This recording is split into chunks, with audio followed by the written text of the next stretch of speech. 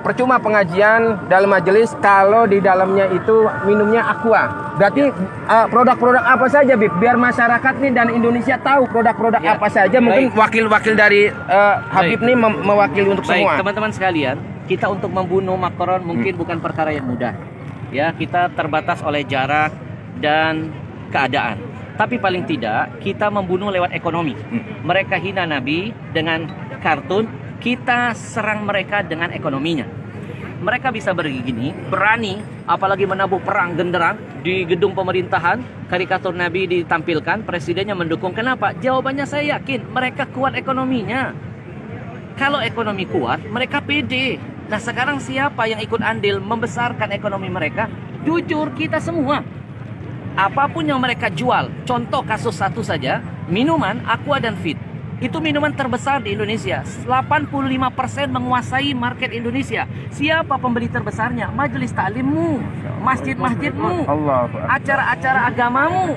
Itu yang membuat mereka jadi besar. Maka sekarang mereka menabuh perang dengan gambar Nabi yang mereka hinakan. Sekarang kita tabuh perang, kita perang ekonomi mereka. Saya mengajak mulailah dari yang kecil dulu. Nggak usah ngurusin tas Louis Vuitton yang mahal. Kita nggak bukan orang-orang yang begitu.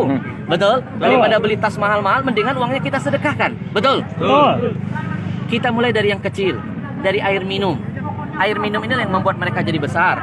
Haramkan aqua, haramkan Fit, jangan lagi masuk ke majelis-majelis taklim kita.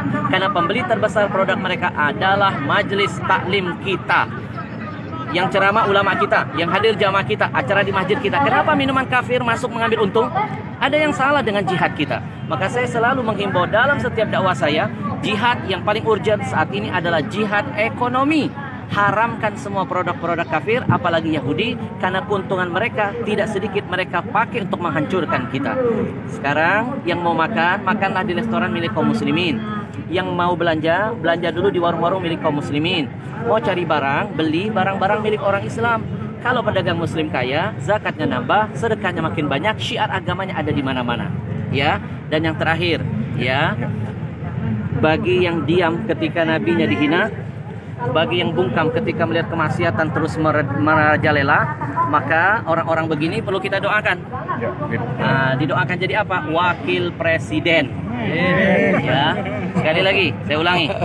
Kalau ada orang bungkam melihat ulama ditusuk, tidak ada komentar, melihat kezaliman hukum tidak ditegakkan secara adil, dia tahu, dia melihat, dia punya kekuatan, tidak ada kicauan, kemudian nabinya dihina, dia tidak ada komen, kita doakan orang begini jadi wakil presiden.